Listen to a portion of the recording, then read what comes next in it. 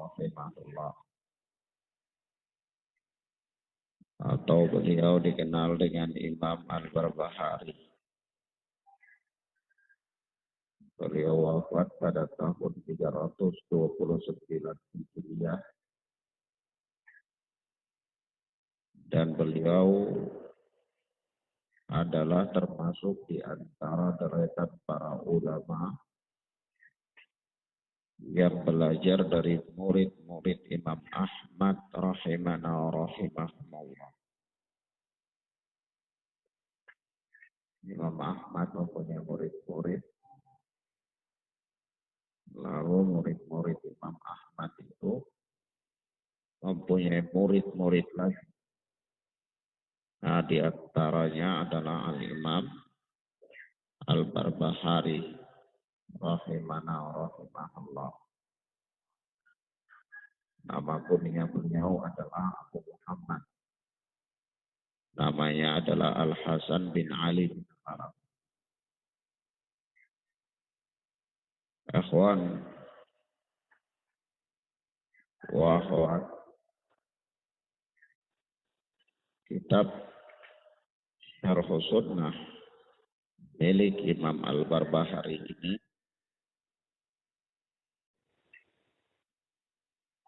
kitab yang berisikan penjelasan-penjelasan tentang permasalahan akidah,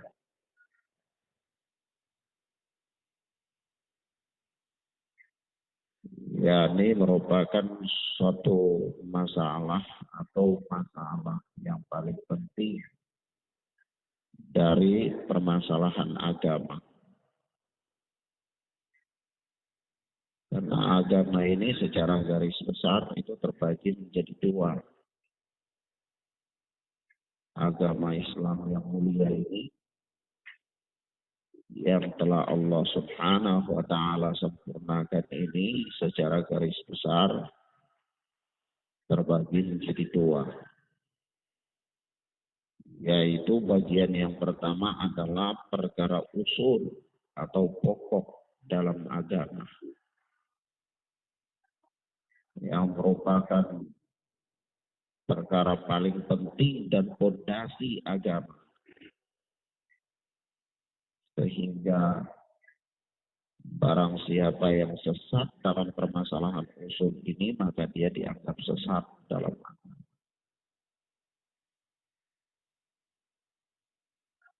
Yang kedua adalah masalah furu', cabang-cabang dalam agama.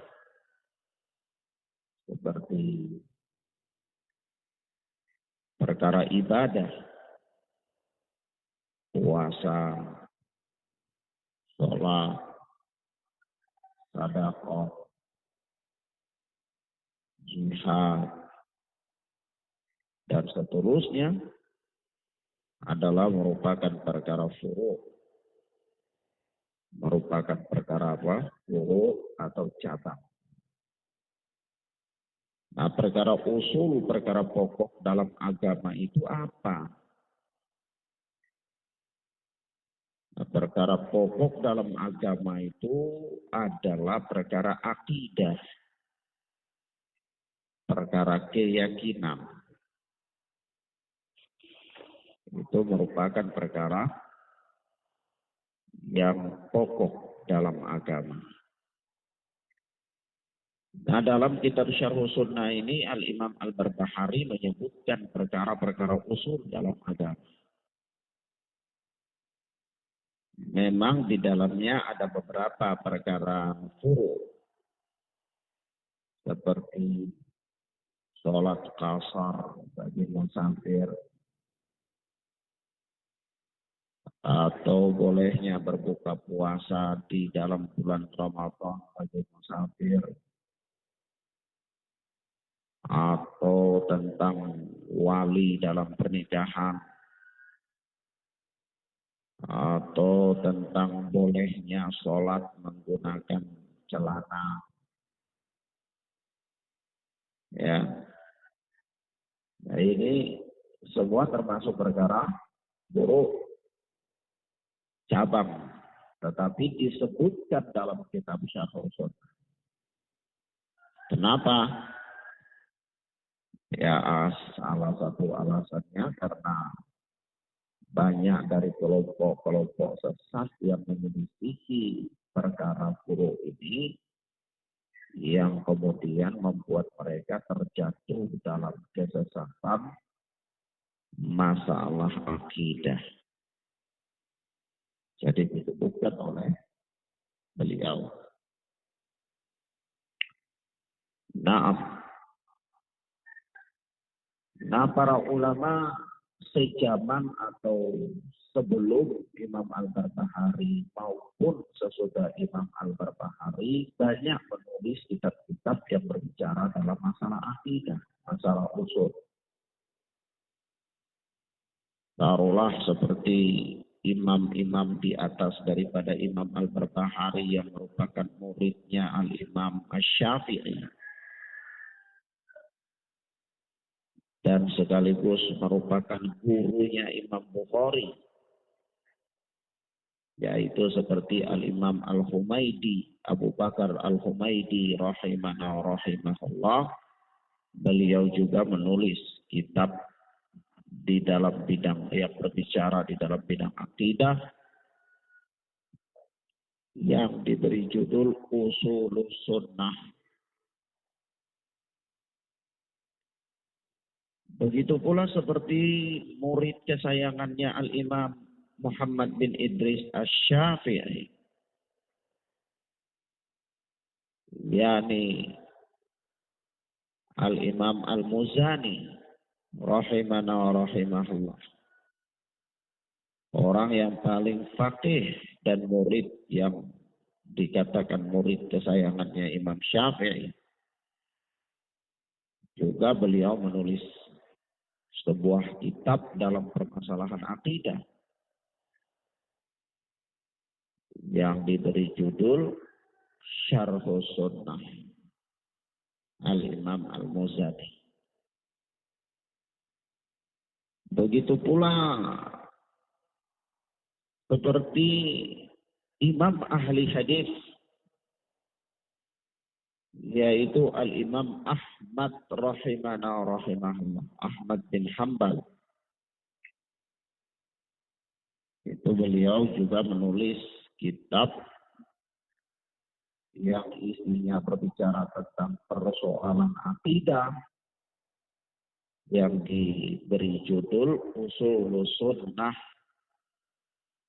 yakni usul sunnah Imam Ahmad. Dan seterusnya dari para ulama sejak dari tahun ke tahun, dari abad ke abad secara estafet, selalu ada para ulama yang bangkit menulis kitab-kitab atau bahasan-bahasan ilmiah seputar persoalan akidah. Karena memang para ulama itu sangat paham benar bahwa perkara yang paling penting dan menyebabkan tergelincir dan tersesatnya manusia adalah merupakan perkara akidah. Dan perkara yang sangat penting dalam agama. Nah, Ustaz, kalau begitu apa yang dimaksudkan dengan definisi sunnah dalam judul kitab yang diberikan oleh Imam Al-Barbahari ini, Syarh Sunnah. Apa itu as-sunnah? Ini para ulama sendiri berselisih dalam mendefinisikan pengertian sunnah. Sunnah menurut ulama fikih atau para fuqaha itu pengertiannya adalah sesuatu yang dilakukan dapat pahala dan sesuatu yang tidak dilakukan maka tidak berdosa. Itu definisi sunnah menurut para fuqaha. Ada sebahagian para a'immah yang mendefinisikan sunnah dengan pengertian lawan dari bid'ah. Sehingga kalau dikatakan bahwa seseorang berada di atas sunnah, berarti orang itu menyelisihi atau orang itu tidak berada di atas bid'ah. Dan definisi-definisi yang lainnya. Namun definisi sunnah yang paling mencakup semua definisi itu adalah definisi sunnah menurut para ulama ahli hadis. Apa definisi sunnah menurut ulama ahli hadis? Yaitu ma sabata 'anil nabi sallallahu alaihi wasallam min qaulin aw fi'lin aw taqririn,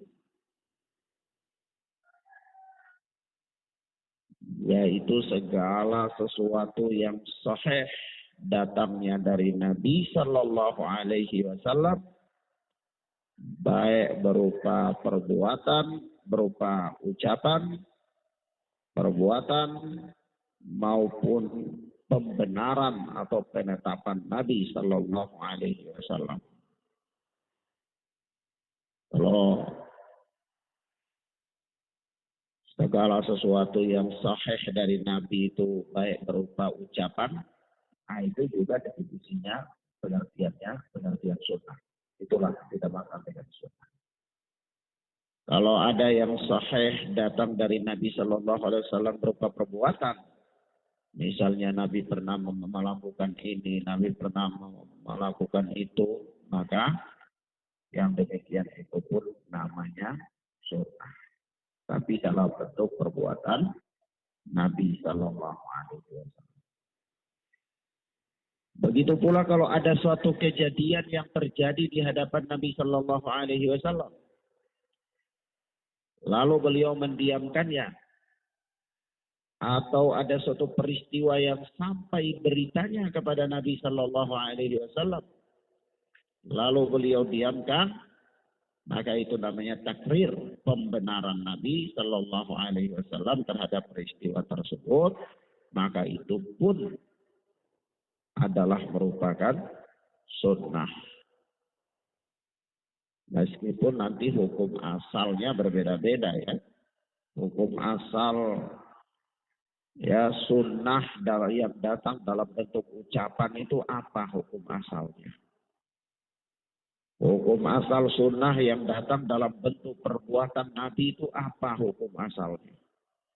Hukum asal sunnah yang datang dalam bentuk pembenaran Nabi Sallallahu Alaihi Wasallam atau takrir dari Nabi Sallallahu Alaihi Wasallam terhadap suatu peristiwa atau suatu kejadian, itu juga hukum asalnya apa?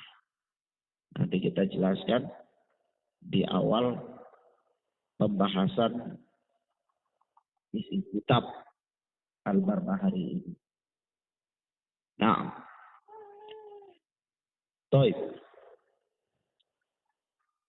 Kemudian kalau ditanyakan, Ustaz, apa pentingnya mempelajari perkara akidah? Maka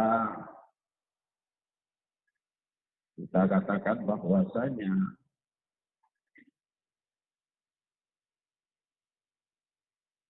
perkara akidah itu adalah perkara usul dalam agama, dan dia merupakan perkara yang pokok dan merupakan suatu perkara yang Rasulullah Sallallahu Alaihi Wasallam memprioritaskannya untuk mengajarkannya, menyampaikannya kepada umat. Dan dengan perkara akidah itulah Rasulullah mempersatukan umat Islam. Sehingga 13 tahun Rasulullah Sallallahu Alaihi Wasallam berdakwah di kota Makkah itu Rasulullah belum mengajarkan orang tentang haji, puasa, zakat, jihad, sholat bahkan belum ada. 13 tahun Rasulullah di Makkah. Lalu apa dakwanya? Dakwah Rasulullah di bidang akidah, memperbaiki akidah manusia ketika itu. Nanti beberapa saat sebelum Rasulullah hijrah ke kota Madinah, baru ada syariat sholat. Yaitu dengan peristiwa yang sangat terkenal dalam sejarah Islam, yaitu peristiwa Isra wal Mi'raj. Begitu pula setelah Rasulullah sampai di kota Madinah pada tahun kedua Hijriah, baru Allah mensyariatkan syariat puasa pada bulan Ramadan. Begitu pula pada tahun ke-10 Hijriah ketika Rasulullah sudah di kota Madinah, ya, kurang lebih sudah 10 tahun berada di kota Madinah, baru Allah Subhanahu wa taala mensyariatkan syariat haji. Nah, dengan sebab itu syariat-syariat ini yang merupakan perkara cabang dalam agama ini umumnya baru disyariatkan oleh Allah Subhanahu wa taala itu ketika Rasulullah sudah di Madinah. Nah, Rasulullah Shallallahu alaihi wasallam di kota Madinah itu ya kurang lebih cuma 9 tahun. Karena usia Rasulullah berdakwah itu ada 20 berapa tahun? Rasulullah di kota Makkah 13 tahun, di kota Madinah 9 tahun, berarti berapa tahun?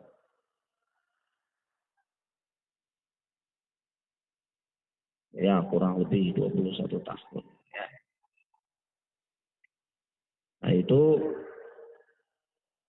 lama Rasulullah berdakwah dalam perkara akidah, yaitu 13 tahun. Dan perkara inilah yang mempersatukan kaum muslimin. Perkara inilah yang mempersatukan kaum muslimin. Sebab itu kalau ada orang yang mengatakan, Ustaz kami ingin mempersatukan kaum muslimin, kami ingin kaum muslimin ini bersatu, jangan bercerai-berai, jangan berpecah belah. Maka kita katakan kepada mereka bahwa persatukan akidah mereka dulu. Dakwah kaum muslimin ini akan agar mereka berada dalam satu akidah yang benar. Jangan ada di antara mereka yang menyembah kuburan. Jangan ada di antara mereka yang meminta kepada pohon-pohon. Jangan ada di antara mereka yang mendatangi tempat-tempat yang dianggap keramat lalu meminta berkah kepadanya. Tetapi dakwahi mereka untuk menjadikan akidah mereka itu satu, maka dengan itu Allah akan mempersatukan mereka. Sehingga Syekh Dr. Saleh Fauzan hafidhana wa hafidhahullah ta'ala berkata, Al-muslimuna la yatawahhaduna illa ala aqidatin sahihatin. Bahwa kaum muslimin itu mereka tidak akan pernah bisa bersatu kecuali di atas akidah yang benar. Al-aqidati allati jama'atis sahabah wa kanu mutafarriqin. Yaitu akidah yang benar adalah akidah yang mempersatukan para sahabat dikala para sahabat itu sedang berada dalam keadaan mutafarriqin, berpecah belah. Kama qala ta'ala, sebagaimana Allah tabaraka wa ta'ala yang berfirman, "Wadhkuru ni'matallahi 'alaikum إذ كنتم أعداء فألف بين قلوبكم." Surat Al-Imran ayat 103. Dan ingatlah kalian terhadap nikmat-nikmat Allah atas kalian. إذ كنتم على أعداء فألف بين قلوبكم. Yaitu ketika dulunya kalian itu saling bermusuh-musuhan, lalu Allah mempersatukan hati-hati kalian. Jadi para sahabat Nabi Shallallahu Alaihi Wasallam dulu sebelum datang Islam kepada mereka, sebelum Rasulullah mendakwahi mereka kepada akidah yang benar, itu mereka berada dalam keadaan mutafarriqin, berpecah belah. Hidup dalam kabilah-kabilah, hidup dalam kelompok-kelompok. Ya, taruhlah seperti di kota Madinah itu ada suku-suku, ada kabilah-kabilah, dan suku yang paling terbesar di kota Madinah ketika itu adalah Khazraj dan Aus. Nah, suku Khazraj dan Aus ini suku yang dari zaman dulu kala bertahun-tahun lamanya mereka itu selalu bertikai berperang. Tidak pernah akur. Selalu terjadi pertumpahan darah di antara mereka. Lalu masuknya Islam ke kota Madinah. Setelah masuknya Islam ke kota Madinah, lalu para sahabat pun kemudian memeluk Islam. Maka dengan itu mereka menjadi bersaudara dan mereka bersatu. Suku pertikaian, perselisihan dan perpecahan yang ada di antara mereka dan ada di antara suku Khazraj dan Aus itu melebur dengan satu ketika mereka berada dalam satu iman, melebur ketika mereka berada di atas satu akidah yang benar. Akhirnya mereka menjadi kuntum a'da'an fa'allafa baina qulubikum fa asbahtum bi ni'matihi ikhwana wa kuntum ala syafa hufratin minan nar fa anqadhakum minha kadzalika yubayyinullahu lakum ayatihi la'allakum tahtadun. Dan ingatlah kalian terhadap nikmat Allah atas kalian, yaitu ketika kalian dulunya berada dalam keadaan bermusuh-musuhan, lalu Allah mempersatukan hati-hati kalian, sehingga dengan nikmat itu kalian menjadi bersaudara.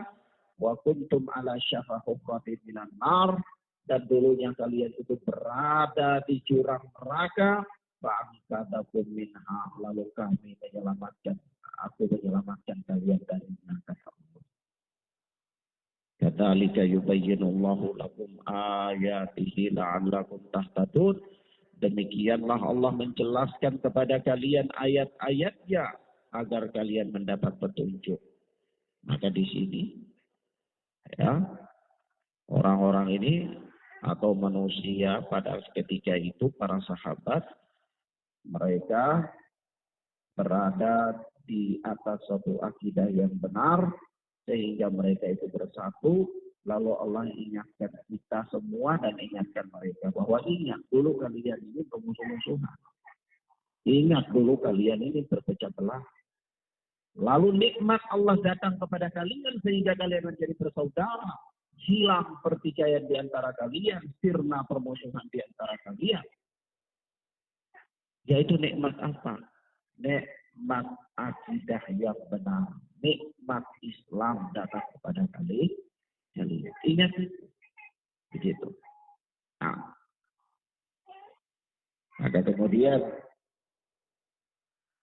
Syekh Shalih Fauzan hafidhana wa hafidhahullahu ta'ala menjelaskan, kata beliau, fala yajma'un nasa illa al-aqidatu sahihah wa amma ayyakunu mukhtalifina fi i'tiqadihim fala yajtami'u abadan. Maka manusia itu tidak bisa bersatu kecuali fala yajma'un nasa, maka tidak ada yang bisa mempersatukan manusia kecuali akidah yang benar. Ya, karena sudah terbukti ya, manusia ini bersatu di atas akidah yang benar, yaitu ketika Rasulullah datang ke kota Madinah, manusia berada dalam keadaan berpecah belah, lalu Rasulullah mempersatukan mereka dengan akidah yang benar, mendakwahkan mereka kepada akidah yang benar. Bukan Rasulullah persatukan mereka dengan uang, kumpulkan mereka lalu bagi-bagi uang, bukan. Sebagaimana kader-kader partai politik, kumpulkan orang banyak-banyak, kasih uang, orang-orang itu bersatu, besok bertengkar lagi. Ya, setelah uangnya habis. Ya, tetapi Rasulullah SAW mempersatukan manusia ketika itu dengan akidah yang benar. Maka kata Syekh Shalih Fauzan, fala yajma'un nasa illa al-aqidatu sahihah.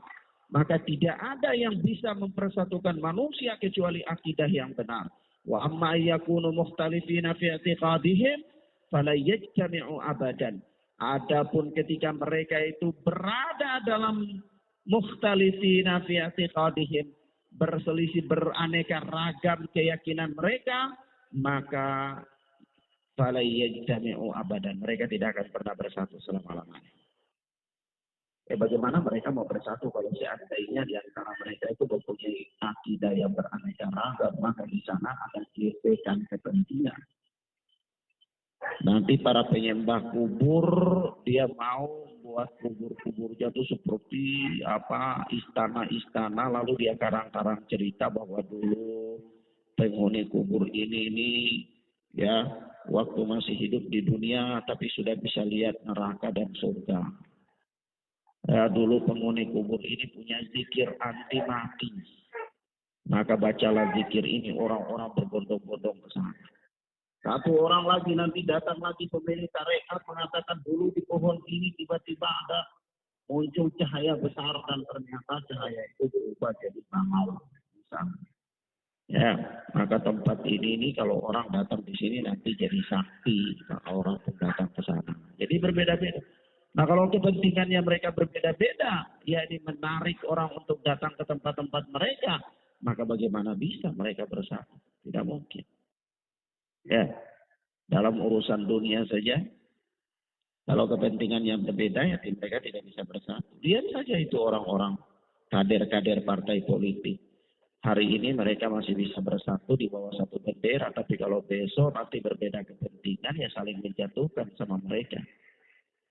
Walaupun dalam satu partai, ya coba aja nanti kalau pemilihan ketua umum begitu atau ketua PAC dalam satu partai, ya tiba-tiba satu orang yang misalnya mengabdinya sudah 20 tahun dia tidak terpilih, orang yang baru mengabdi 2 tahun sudah terpilih, ya bertikai sudah akhirnya.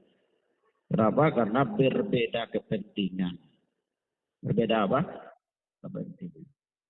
Oleh sebab itu apa? Agama yang mulia ini bukan seperti itu. Nah, manusia ini dipersatukan oleh Rasulullah Sallallahu Alaihi Wasallam dengan mempersatukan akidah mereka. Jadi mereka bersatu di atas akidah yang benar. Karena kalaulah manusia itu punya keyakinan, punya akidah masih beraneka ragam, maka selama hal itu masih ada pada mereka dan mereka belum menuju kepada akidah yang benar, maka selama itu mereka tidak akan pernah bisa bersatu. Lalu apa kata nasihat Syekh Shalih Fauzan selanjutnya? Kata beliau, "Fa idza kanu yuriduna wahdatal muslimina wa 'alaihim fa 'alaihim an yusahhihul aqidata awwalan. Al-aqidata allati kana ar-rusulu min awwalihim ila akhirihim yahtammuna biha wa yabda'una biha. 'Alaihim an yuwahhiduha awwalan. Fa idza wahhadul aqidata ittahadatil ummah." Perhatikan nasihat Syekh Shalih Fauzan ini. Kata beliau, apabila manusia itu mereka menginginkan untuk mempersatukan kaum muslimin, maka wajib bagi mereka untuk membenarkan akidah mereka terlebih dahulu. Yaitu apa? Akidah yang benar itu apa? Akidah yang para rasul dari awal sampai akhir memberikan perhatian kepadanya dan memulai dakwah mereka dengannya. Ya. Jadi para nabi dan para rasul itu dakwah mereka dari rasul yang pertama sampai akhir itu sangat memberikan perhatian penuh kepada permasalahan akidah dan memulai dakwah mereka itu dengan permasalahan akidah. Maka dakwalah manusia kepada itu. Ya, kepada dakwah para rasul itu. Supaya apa? Supaya manusia itu mereka bersatu di atas akidah tersebut. Kata Syekh Shalih Fauzan, hafidhana wa hafidhahullah, fa idza wahadul aqidah ittahadatil ummah. Kalau ya mereka sudah mempersatukan akidah atau sudah menjadi satu akidah mereka, maka umat ini akan bersatu dengan sendirinya. Ya, umat ini akan bersatu dengan sendirinya. Jadi umat ini tidak bisa dipersatukan dengan partai-partai. Justru partai-partai itu akan membuat semakin rumit permasalahan umat karena akan adanya gesekan kepentingan di antara partai-partai politik. Begitu pula umat ini tidak bisa dipersatukan dengan dikasihkan kepada mereka uang atau lapangan pekerjaan. Tidak bisa. Mereka akan tetap bertikai karena di sana ada ruang-ruang untuk terjadinya gesekan kepentingan. Tetapi umat ini akan bisa bersatu itu apabila akidah mereka satu. Maka dari itu ingat Allah Subhanahu wa taala berfirman di dalam surat Al-Anfal ayat yang ke-62 dan seterusnya Allah berfirman huwallazi ayyadaka binasrihi wa bil mu'minin. Allah tabaraka wa taala adalah zat yang telah menolong engkau dan menolong orang-orang mukmin. Wa 'allafa baina qulubihim, dan Allah lah yang mempersatukan hati-hati mereka. Lau anfaqta ma fil ardi jami'an ma'allafta baina qulubihim. Kalau engkau menginfakkan seluruh yang ada di muka bumi ini untuk mempersatukan hati manusia, ma'allafta baina qulubihim. Engkau tidak akan pernah bisa mempersatukan hati mereka. Walakinnallaha allafa bainahum. Akan tetapi Allah lah yang mempersatukan mereka. Jadi manusia itu tidak bisa bersatu di atas harta benda. Maka Allah katakan begini, walaupun engkau menginfakkan seluruh yang ada di bumi.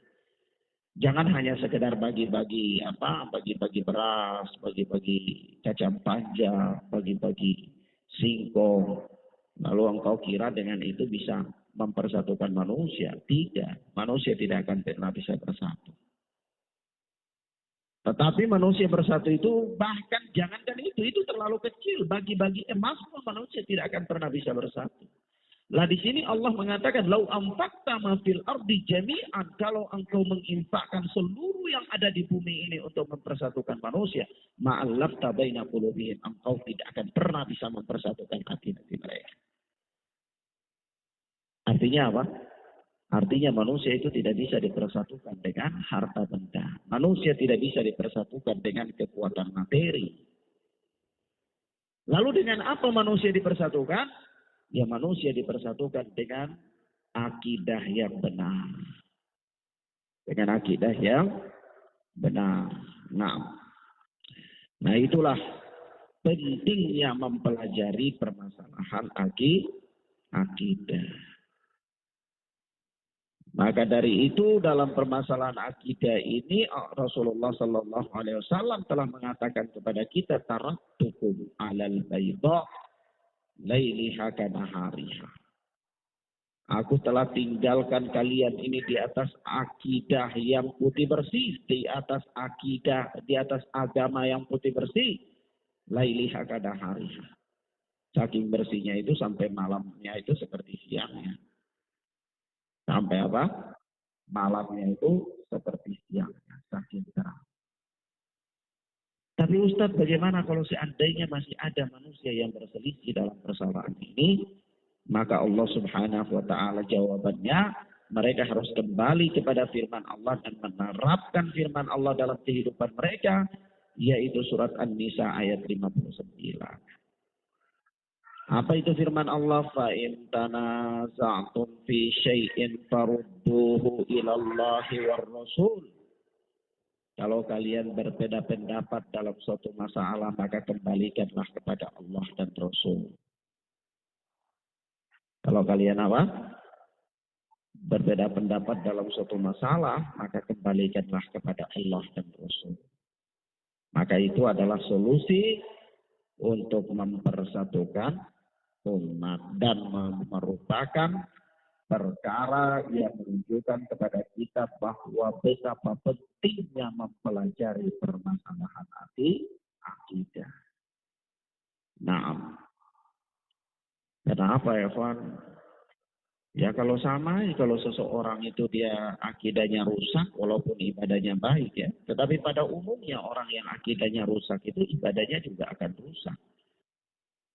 Ya. Atau taruhlah orang yang ibadahnya misalnya baik tapi dia akidahnya rusak. Dia tidak meyakini ke Rasulullah Muhammad sallallahu alaihi wasallam, atau dia katakan bahwa Rasulullah itu bukan nabi yang terakhir.